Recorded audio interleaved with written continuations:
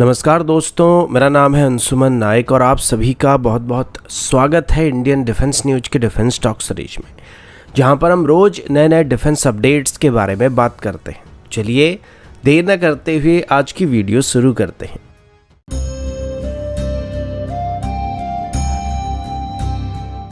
आज की पहली update twin engine deck based fighter की तरफ से और एरो इंडिया शो के दौरान twin engine deck based fighter की एक नई पोस्टर को डिस्प्ले किया गया था, जिसमें पहले डिस्प्ले किए गए स्केल डाउन मॉडल के मुकाबले काफ़ी सारे चेंजेस नोटिस किया गया था। इसके बारे में हम पहले भी डिटेल में बात कर चुके हैं, तो अभी हम लोग कुछ और अपडेट के बारे में बात करने वाले हैं। आप सभी जानते हैं कि twin engine deck based fighter को खास करके इंडियन नेवी के लिए डेवलप किया जा रहा है, जो कि आगे चल के हमारी मिग 29 को रिप्लेस करने वाला है।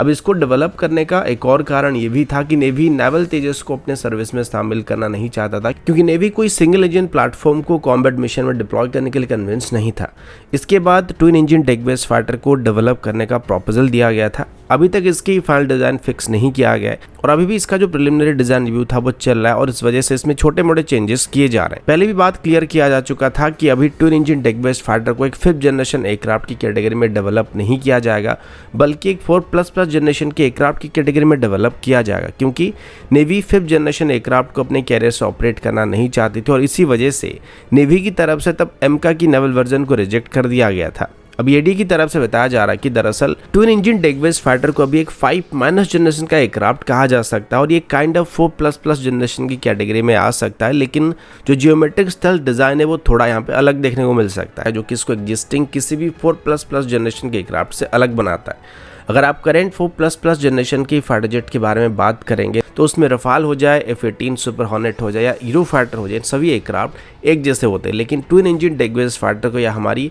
साउथ कोरिया की KF-21 जैसे एयरक्राफ्ट को हम लोग 5- जनरेशन के एयरक्राफ्ट की कैटेगरी में डाल सकते हैं, क्योंकि इनका जो ओवरऑल डिज़ाइन है इसमें सेमी स्टेल डिज़ाइन हमको देखने को मिलता है, जो कि फ्रंटल एस्पेक्ट से काफ़ी हद तक स्टेल डिज़ाइन के ऊपर बेस करके बनाया जा रहा है और इसमें बस इंटरनल वेपन स्टेशन मौजूद नहीं है। इसके अलावा इनकी एवियोनिक्स की बात करें, सेंसर पैकेज की बात करें तो ऑलमोस्ट किसी भी 5th जनरेशन एयरक्राफ्ट के साथ काफ़ी हद तक सिमिलर होने वाला है। तो इसी वजह से इनको अभी 5- जनरेशन का एयरक्राफ्ट कहा जा रहा है और ये जो 5- जनरेशन का टर्म है इसको सबसे पहले यूएस एयरफोर्स के चीफ चार्ल्स ब्राउन की तरफ से इंट्रोड्यूस किया गया था और बताया गया था कि यूएस भी अभी अपनी F-16 के रिटायरमेंट को ध्यान में रखकर ऐसे एक 5- जनरेशन एयरक्राफ्ट को डेवलप करना चाहती है, जो कि एग्जिस्टिंग 5th जनरेशन एयरक्राफ्ट की तरह फायर पावर को तो प्रोवाइड करने वाला है, लेकिन इसका जो ऑपरेटिंग कॉस्ट है उनके मुकाबले काफ़ी कम रहने वाला है और इसी वजह से इसको 5- जनरेशन एयरक्राफ्ट कहा गया था। तो अभी twin engine deck based fighter को भी एडी की तरफ से सेम सेगमेंट में डेवलप करने की कोशिश किया जा रहा है।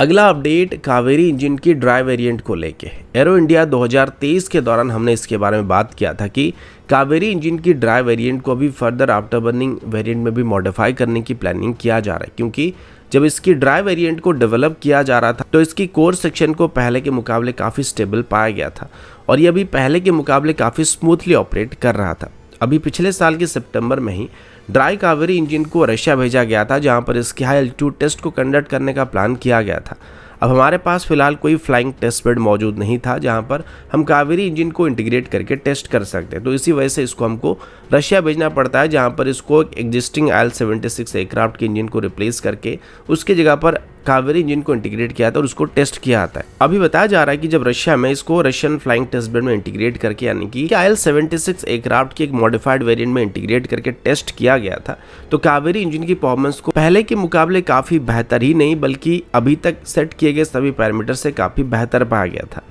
अभी तक हमको उम्मीद था कि कावेरी इंजन का जो ड्राई वेरिएंट है ये मैक्सिमम 46 किलोटन तक की थ्रस्ट को प्रोड्यूस कर सकता है, लेकिन जब रशिया में इसको हाई एल्टीट्यूड में टेस्ट किया गया था तो इसने करीब 48.5 किलोटन की ड्राई थ्रस्ट को प्रोड्यूस किया था, जो आज तक उम्मीद भी नहीं किया गया था। और अभी इसी के साथ ही कावेरी इंजन हमारी ड्राई थ्रस्ट रिक्वायरमेंट की बेंचमार्क को पार कर चुका है और इसे कावेरी इंजन की डेवलपमेंट के एक बहुत ही बड़ी सक्सेस कहा जा सकता है, जिसके बाद हो सकता है आसानी से इसको हमारी फ्यूचर यूएवी में इस्तेमाल करने के लिए क्लियर किया जा सकता है। अभी तेजस की एक LSP यूनिट में भी कावेरी इंजन की जो ड्राई वेरिएंट है इसको इंटीग्रेट करके इसकी टेस्टिंग करने की बात की जा रही है, जो कि आगे चल के इसकी फर्दर आफ्टर बर्निंग वेरिएंट को डेवलप करने के लिए काम आ सकता है।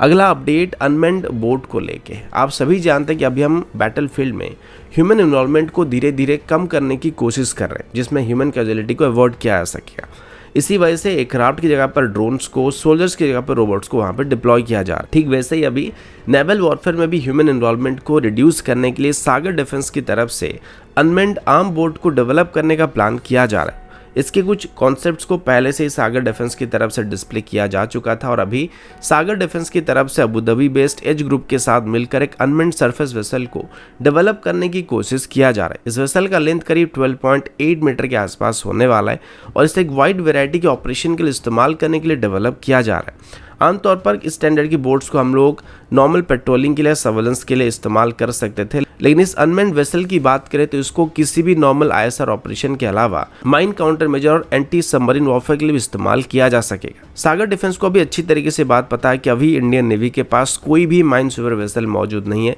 तो नेवी शायद इसको आगे चल के कंसिडर कर सकता है। इस बोट की टेक्नोलॉजी को भी एज ग्रुप की तरफ से सागर डिफेंस के साथ शेयर किया जा रहा है और अभी इस बोट का नाम 120 USB रखने का फैसला किया गया। एक हाई स्पीड बोट होने वाला है जो कि मैक्सिमम 45 नॉट की स्पीड को हासिल कर सकता है और इसमें वेपन के तौर पर एक 12.7 mm की मशीन उनको भी इस्तेमाल किया जा सकता है। इसमें करीब 2500 kg तक की पेलोड को कैरी किया जा सकता है और इसमें मिशन स्पेसिफिक लोड आउट के हिसाब से अलग अलग तरह के कैमरा और सेंसर पैकेज को भी इंक्लूड किया जा सकता है।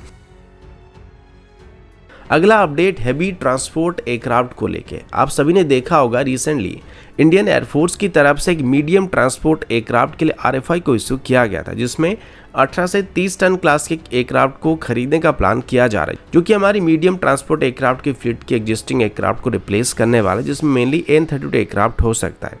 लेकिन क्या आपने कभी सोचा कि फ्यूचर में अगर हमारी C-17 को या हमारी IL-76 एयरक्राफ्ट्स को रिप्लेस करने का समय आता है तो तब हम क्या करेंगे, क्योंकि इस सेगमेंट में अभी हमारे पास कोई बहुत ज़्यादा ऑप्शन मौजूद नहीं है।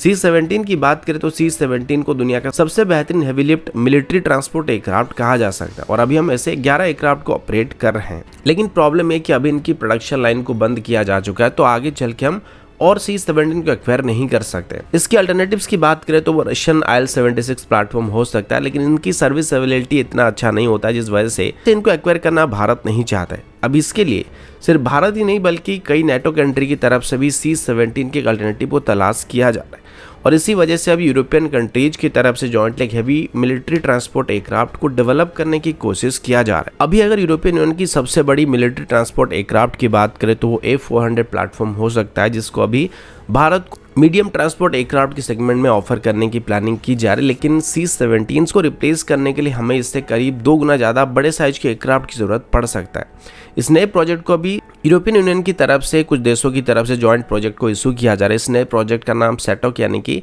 Strategic air transport for outside cargo का नाम दिया जा रहा है और इसमें अभी चेक रिपब्लिक, जर्मनी, फ्रांस और नेदरलैंड शामिल हो चुके हैं और वो अपनी इस प्रोजेक्ट में सभी एग्जिस्टिंग IL-76 के एक्सपोर्ट ऑपरेटर को इन्वॉल्व करना चाहते हैं और इसके बारे में सोच रहे हैं, जिसमें भारत भी शामिल हो सकता है और हो सकता है आगे चल के इसमें ज्वाइन करने के लिए वो डायरेक्टली भारत को भी अप्रोच करने वाले हैं।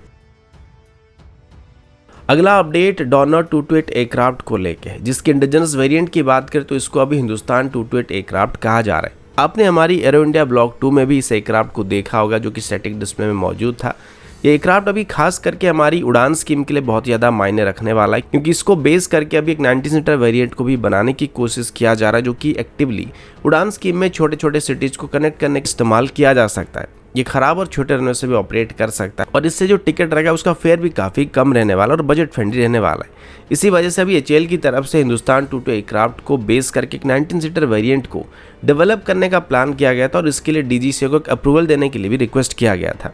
और अभी HAL की तरफ से बताया जा रहा है कि उनको DGCA की तरफ से ऑफिशियली एक 19 सीटर एयरक्राफ्ट को बनाने के लिए अप्रूवल मिल चुका है। अब इसमें टोटल 2 एयरक्राफ्ट को डेवलप करने के लिए HAL को अप्रूवल मिला है। पहले तो हिंदुस्तान 228 एयरक्राफ्ट को बेस करके एक 19 सीटर एयरक्राफ्ट को डेवलप करने के लिए उनको अप्रूवल मिल चुकी है, जिसकी मैक्सिमम टेक ऑफ वेट करीब 5695 kg के आसपास होने वाला और ये एक 19 सीटर एयरक्राफ्ट होने वाला है। इसके अलावा HAL को अभी 6200 kg कैटेगरी की भी एक 19 सीटर एयरक्राफ्ट को डेवलप करने के लिए अप्रूवल दिया जा चुका है, लेकिन ये कौन से एयरक्राफ्ट के लिए अप्रूवल मिला है इसके बारे में कोई डाटा नहीं दिया गया। तो दोस्तों अभी के लिए इतना ही, मिलता हूँ आपसे अगले वीडियो में, तब तक के लिए जय हिंद, वंदे मातरम।